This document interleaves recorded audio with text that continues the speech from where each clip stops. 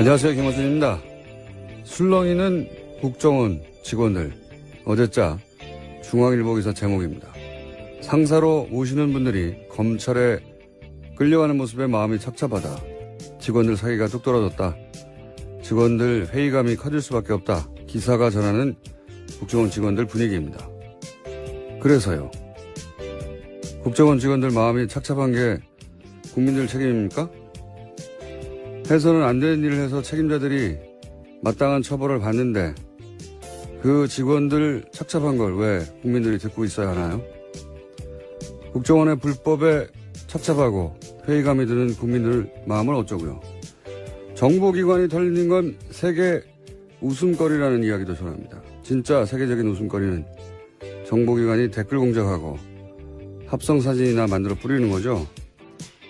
국정원 개혁이 제대로 안착할지 회의적이다. 기사는 그렇게 끝을 맺습니다.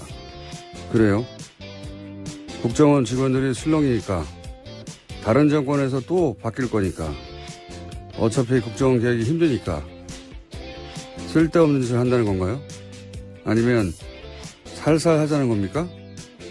여기서 접자는 건가요? 이 기사의 목적이 뭡니까? 김어준의 질문이었습니다.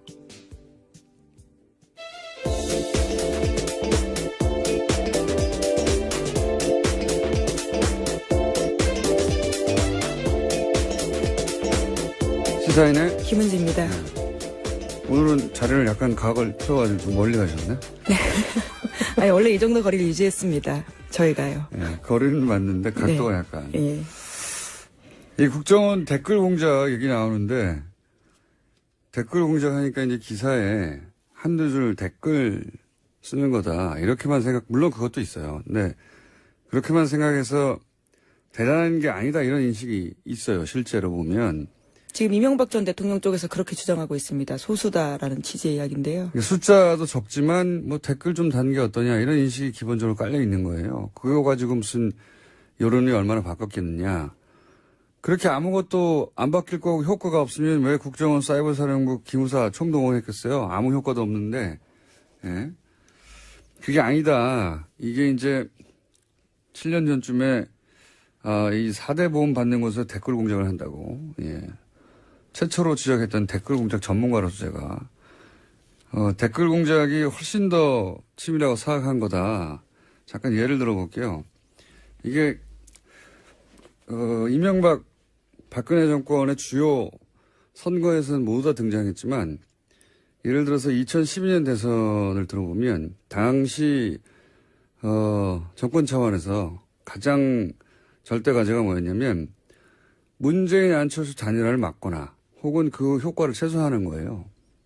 그걸 위해서 댓글 공작이 한 일을 구체적으로 얘기를 하자면 친문, 친한 싸움을 만들어냅니다. 기본적으로 이 댓글 공작하는 곳에서. 그러니까 친문, 친한 다 가짜 계정인 거예요. 이 가짜 계정으로 가짜 상을 만들어요. 근데 이 계정들이 갑자기 등장하는 게 아니라 사실은 각자에 등장하는 계정도 있지만 오래 키운 계정도 있어요. 예.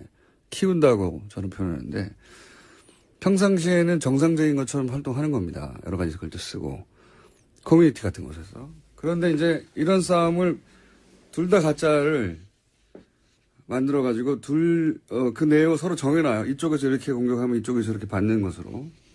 그런 내용을 정해놓고 시작합니다. 가짜끼리. 가짜 싸움을 하는 거죠. 그럼 사람들이 진짜 싸움인 줄 알고 이제 같이 댓글을 달고 그 과정에서 지지자들 간의 감정이 상하죠. 이것도 여러 가지 패턴이 있는데 여하간. 본질은 똑같아요. 분열 공작인 거죠. 분열 공작. 네, 여론을 호도하고 만들는 거죠. 이게 실제 커뮤니티에서만 하는 게 아니라 뭐 트윗도 하고 페이스북도 하고 뭐 카톡도 하고 모든 인터넷 공간에서 하거든요. 이렇게 특정인이나 특정 사안을 특정한 프레임으로 집중적으로 몰아가면 강력해요, 사실.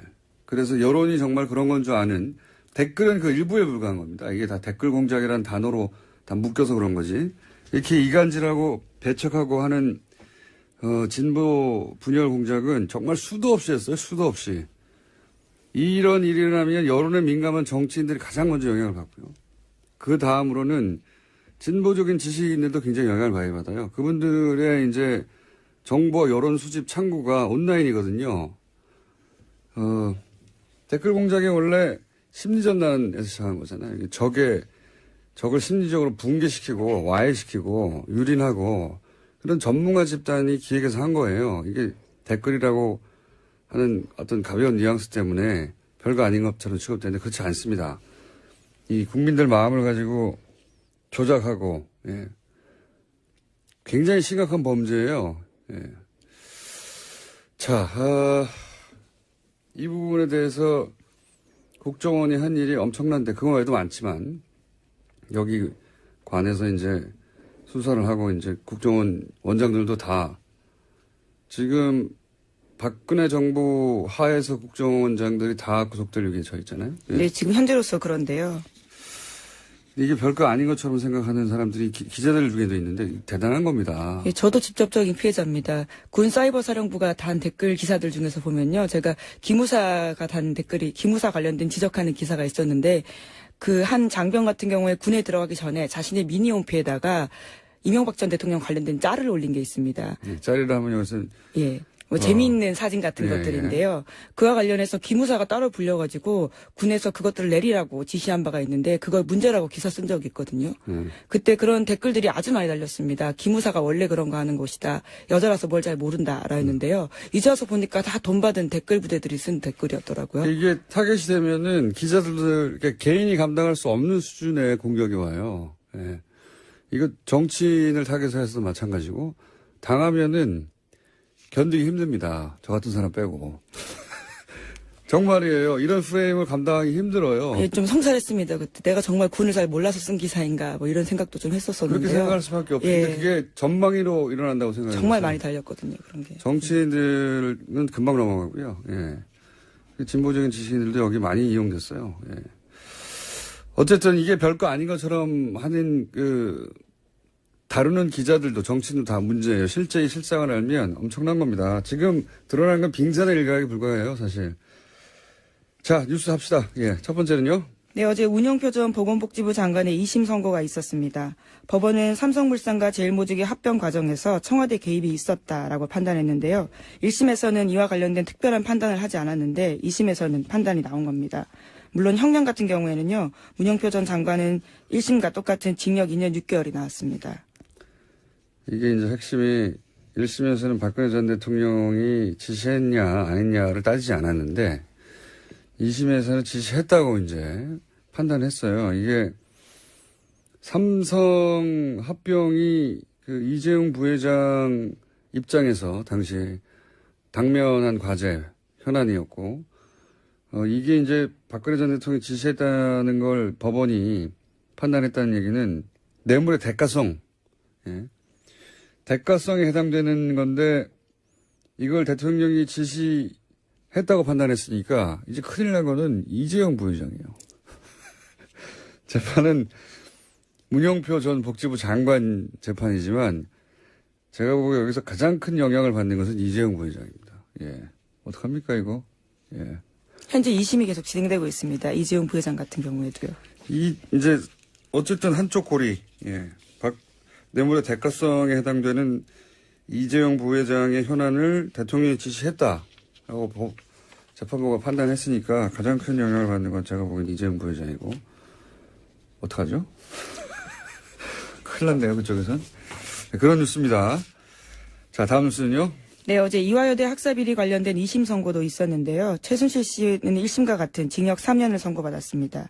그 밖에 이화여대 교수 등도 모두 감형 없이 1심과 똑같은 선고를 받았는데 어제 재판부는 최순실 씨에게 이렇게 이야기했습니다. 부모로서 자녀에게 원칙과 규칙 대신 강자의 논리와 승자의 수사부터 배우게 했다라고 비판한 겁니다. 네, 뭐 이건 뭐 당연한 이야기라 그런 뉴스가 있었다고 짚는 것으로 이제 마무리하고 넘어가죠. 다음 뉴스는요. 네, 이명박 정부 자원외교 관련된 뉴스가 또 나왔는데요. 오늘 아침 서울신문이 보도했습니다. 멕시코 볼레오 강산 투자가 이미 수조 원대 손실이 나고 있는데 그럼에도 불구하고 제대로 된 검증 없이 계속해서 굴러가고 있어서 2조 원 가까이 세금이 문제가 되고 있다라는 건데요. 이제까지 회수한 돈은 2천억 원에 불과하다라고 합니다. 이거 자원 외교는 정말 늪과 같은 사안들인데 그 중에 대표적인 것들이 이제 캐나다 사례가 있고 이 볼레오 광산도 어처구니가 없는 사안이에요. 이거 좀 들여다보면 그 초기에는 지분 투자만 한다고 그랬거든요. 근데 나중에 부도가 납니다. 지분 투자를 했는데 광산이 부도가 나요. 부도가 나는데 부도가 난 걸 숨깁니다. 숨기고 나서 거꾸로 어떻게 대응하냐면 그때 손 털고 나왔어야 되는 건데 아예 사업 운영권을 인수한다고 해요. 예. 지분만 참여했다가 나중에는 인수한다고 하는데 그 중간에 부도를 맞이합니다. 예. 그 대목부터 처음부터 이상했지만 여기서부터는 엄청난 돈이 들어가요. 처음에는 지분 투자했다가 나중에 사업권을 운영권을 인수하면서 그리고 이게 미국의 은행이 회계가 불분명하다고 손 털고 나가는 사업이었거든요. 거기를 들어가는 거예요. 게다가 초기에 몇 불이었죠? 많습니다. 하여튼 엄청난 액수가 크니까 엄청난 액수 초기 특히 9천억 불인가요? 예. 그때 들어가는 돈들은요. 이 돈이 광산에 들어갔는지 아닌지 확인할 수가 없어요. 왜 확인할 수가 없냐면 부도가 났잖아요. 그러니까 이 회계가 불투명하고 실제 이 볼레오 현장 회계팀에서 이 돈이 들어왔는지 안 들어왔는지 자료가 없어요. 감사도 할 수 없어요. 이 돈이 제대로 쓰여졌는지 안 쓰여졌는지. 근데 여기다 2조를 더 한다는 거 아닙니까? 왜냐하면 우리가 물려있거든요, 여기에. 네, 지금 그런 상황이어서요. 현재 의원 입법을 통해서 광물공사 자본금을 2조에서 4조 원으로 늘리는 안까지 국회에 제출된 상태라고 합니다. 왜냐하면 안 그러면 공사라는 건 국가가 보증하는 거 아닙니까? 공사가 망하게 생겼거든요. 공사가 망하게 생겼으니까 자본금을 늘려줘야 돼가지고. 왜냐면, 이거 하다하다. 이거 따로 한번 해야 되겠네요, 볼레오. 예. 이거는 수많은 사람이 잡혀 들어가야 되는 사건이에요, 이거. 정말. 광물공사가 이제, 광물공사. 나라가 망하지 않았는데 공사가 망하게 생겼어요. 그런 상황에 처해 있습니다. 네. 이 사업 자체가 이 거대한 사기가 아닌 한 이런 일이 벌어질 수는 없는, 누구랑 하죠? 저희 한번, 요산을 집중적으로 팔 만한, 전문가를 모시고 이게 얼마나 어처구니 없는지 한번 따져보기로 하겠습니다. 이건 저는 사기라고 봅니다, 그냥. 사기가 아니라 이런 일이 벌어질 수 있나 싶은 어처구니 없는 일들이 많이 벌어졌어요. 예. 이 볼레오 건은 저희가 따로 특별히 시간을 빼서 시간을 진행하겠다고, 분호를 진행하겠다고 예고하고 다음으로 넘어가죠. 네, 이명박 전 대통령의 측근인 임태희 전 대통령 비서실장이 있는데요. 당시 국정원의 연예인 블랙리스트를 직접 보고받았다라는 오늘 아침 경향신문 보도가 있습니다. 해당 문건이 나온 건데요. 2011년 7월 무렵에 국정원이 작성한 등록금 집회 참가 연예인 신원사항 등과 같은 내용들이 있습니다. 여기에는 김여진 씨, 김규리 씨, 김미아 씨, 신해철 씨, 윤도현 씨와 같은 사람들의 이름이 쓰여 있는데요. 이와 같은 보고를 직접적으로 임태희 전 비서실장이 받았다라는 겁니다. 이게 참, 이명박 박근혜 정권 하에서는 재밌는 것이, 재밌다기보다는 화가 나는 것이, 이런 문건을 밑에서 작성했다고 칩시다. 예. 그걸 대통령 비서실장이 보고, 대통령 바로 옆에 청와대에서 대통령을 보좌하는 핵심 아닙니까? 대통령 비서실장이 연예인 블랙리스트 보고를 받고 있었다는 거예요. 네, 심지어 사정당국 관계자 말에 따르면요. 연예인 사찰 문건을 비롯한 일부 문건 같은 경우에는 수석실 거치지 않고 비서실장에게 바로 보고가 올라갔다라고 합니다. 여기에 김규리 씨, 거죠. 김미화 씨, 윤도현 씨 이런 사람들 블랙리스트 올려서 어떻게 하겠습니다. 이런 걸 청와대에서 보고받고 있다는 거 아니에요. 심지어 청와대에서 먼저 요청이 오면 국정원이 작성해서 보고가 이뤄진 경우도 있다라고 합니다. 진짜 한심하지 않습니까? 연예인 사찰해가지고 대통령을 보고 안 받았나 모르겠습니다. 예. 대통령 비서실장이 이런 거 보고받고 이 사람 빼, 이 사람 너, 잘하고 있어. 이런 얘기 하고 있었다는 거 아니에요. 예. 윤도현 씨 빼, 이런 거 하고 있었다는 거. 정말 한심하게 짝이 없습니다. 자, 다음은요.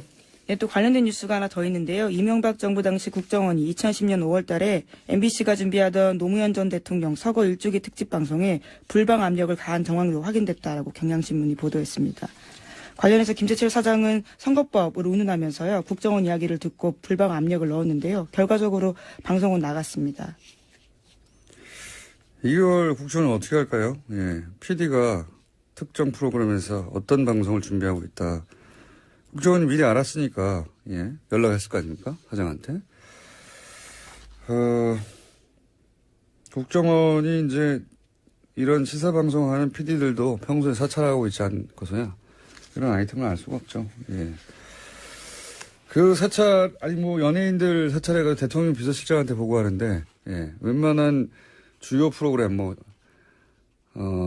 시사적인 프로그램 특히 PD들이 뭘 하는지 사찰은 당연히 했을 거라고 하는 정황이 여기서도 나오네요. 예. 자, 다음은요. 네, 바레인 방문 중인 이명박 전 대통령이요. 어제 페이스북에 자신의 이야기를 좀 올렸습니다. 강연 전문을 올린 건데요. 그 내용들이 좀 눈길을 끕니다.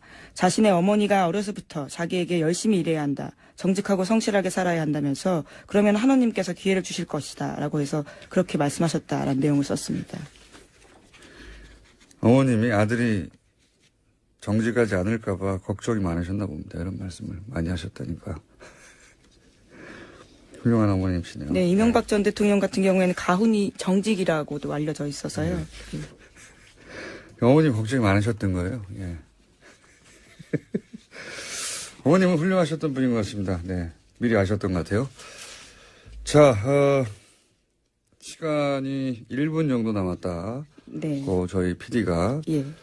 제스처를 하네요. 네, 무엇을 먼저 하면 좋을까요? 제목만 읽고 쭉쭉 지나가죠. 예.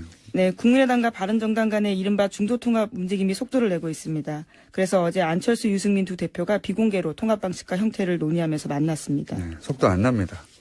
자, 다음은요. 네, 도널드 트럼프 미국 대통령이 진짜 미치광이인지 북한이 미국의 한반도 전문가들에게 물어봤다고 미국의 정치 전문 매체 폴리티코가 보도했습니다. 여기서 미치광이는 nut이라는 영어 단어인데요. 이렇게 해석했습니다. 예, 꼭 미치광이라는 뜻은 아니지만, 예.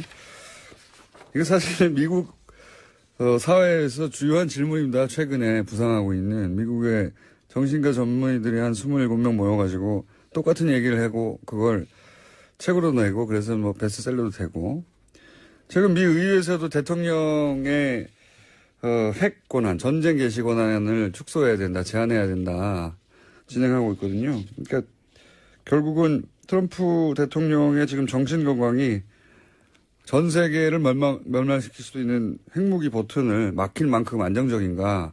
이 질문을 정치권에서도 미국 정신의학에서 하고 있어요. 네, 네. 뉴스 공장을 다 들었는지 이 사람들이. 외교 테이블에서도 굉장히 중요하게 다뤄진다는 건데요. 북한 쪽에서는 트럼프 대통령이 미치광이인지 아니면 단순히 신용하는 것인지 알고 싶어 한다라는 겁니다. 북한만 궁금한 게 아니라 전 세계가 궁금하고 특히 미국 정치권과 정신의학계에서 이 질문을 계속하고 있습니다. 최근에. 그래서 뉴욕타임즈 베스트셀러도 됐어요. 예. 이 책 한번 소개해야 되겠네요. 자세히. 예. 자, 그런 이야기들 오가고 있습니다. 오늘은 여기까지 하겠습니다. 시사인의 김은지였습니다. 감사합니다. 안녕하세요. 김호준입니다. 술렁이는 국정원 직원들. 어제자 중앙일보 기사 제목입니다. 상사로 오시는 분들이 검찰에 끌려가는 모습에 마음이 착잡하다. 직원들 사기가 뚝 떨어졌다. 직원들 회의감이 커질 수밖에 없다. 기사가 전하는 국정원 직원들 분위기입니다. 그래서요.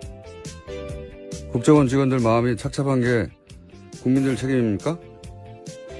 해서는 안 되는 일을 해서 책임자들이 마땅한 처벌을 받는데 그 직원들 착잡한 걸 왜 국민들이 듣고 있어야 하나요? 국정원의 불법에 착잡하고 회의감이 드는 국민들 마음을 어쩌고요. 정보기관이 털린 건 세계 웃음거리라는 이야기도 전합니다. 진짜 세계적인 웃음거리는 정보기관이 댓글 공작하고 합성사진이나 만들어 뿌리는 거죠. 국정원 개혁이 제대로 안착할지 회의적이다. 기사는 그렇게 끝을 맺습니다. 상하죠. 이것도 여러 가지 패턴이 있는데 여하간 본질은 똑같아요. 분열 공작이죠. 분열 공작. 네, 여론을 호도하고 만들는 거죠. 이게 실제 커뮤니티에서만 하는 게 아니라 뭐 트윗도 하고 페이스북도 하고 뭐 카톡도 하고 모든 인터넷 공간에서 하거든요. 이렇게 특정인이나 특정 사안을 특정한 프레임으로 집중적으로 몰아가면 강력해요, 사실. 그래서 여론이 정말 그런 건 줄 아는 댓글은 그 일부에 불과한 겁니다. 이게 다 댓글 공작이라는 단어로 다 묶여서 그런 거지. 이렇게 이간질하고 배척하고 하는 진보 분열 공작은 정말 수도 없이 했어요. 수도 없이. 이런 일이 일어나면 여론에 민감한 정치인들이 가장 먼저 영향을 받고요. 그 다음으로는 진보적인 지식인들도 굉장히 영향을 많이 받아요. 그분들의 이제 정보 여론 수집 창구가 온라인이거든요. 댓글 공작이 원래 심리전단에서 시작한 거잖아요. 이게 대단한 게 아니다 이런 인식이 있어요. 실제로 보면. 지금 이명박 전 대통령 쪽에서 그렇게 주장하고 있습니다. 소수다라는 취지의 이야기인데요. 숫자도 적지만 뭐 댓글 좀 단 게 어떠냐 이런 인식이 기본적으로 깔려 있는 거예요. 그거 가지고 무슨 여론이 얼마나 바뀌었겠느냐. 그렇게 아무것도 안 바뀔 거고 효과가 없으면 왜 국정원 사이버사령부 기무사 총동원했겠어요. 아무 효과도 없는데. 예. 그게 아니다. 이게 이제 7년 전쯤에 이 4대 보험 받는 곳에서 댓글 공작을 한다고. 예. 최초로 지적했던 댓글 공작 전문가로서 제가 댓글 공작이 훨씬 더 치밀하고 사악한 거다. 잠깐 예를 들어볼게요. 이게 이명박 박근혜 정권의 주요 선거에서는 모두 다 등장했지만 예를 들어서 2012년 대선을 들어보면 당시 정권 차원에서 가장 절대 과제가 뭐였냐면 문재인 안철수 단일화를 막거나 혹은 그 효과를 최소화하는 거예요.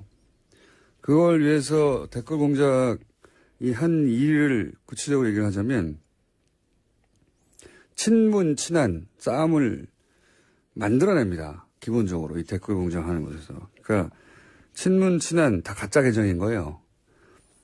이 가짜 계정으로 가짜 상을 만들어요. 근데 이 계정들이 갑자기 등장하는 게 아니라 사실은 갑자기 등장하는 계정도 있지만 오래 키운 계정도 있어요. 예.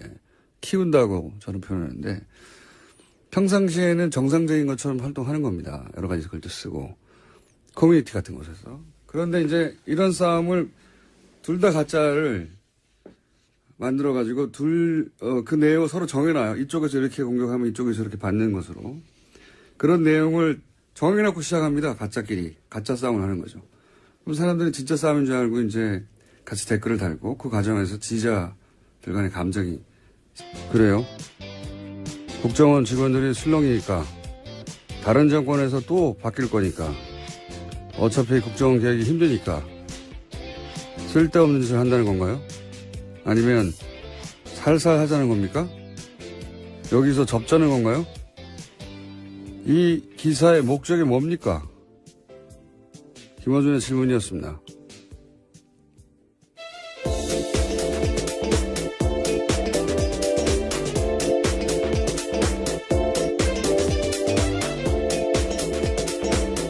시사인의 김은지입니다. 오늘은 자리를 약간 각을 틀어가지고 좀 멀리 가셨네? 아니, 원래 이 정도 거리를 유지했습니다. 저희가요. 예, 거리는 맞는데 각도가 네. 약간. 예. 이 국정원 댓글 공작 얘기 나오는데 댓글 공작하니까 이제 기사에 한두 줄 댓글 쓰는 거다. 이렇게만 물론 그것도 있어요. 근데 그렇게만 생각해서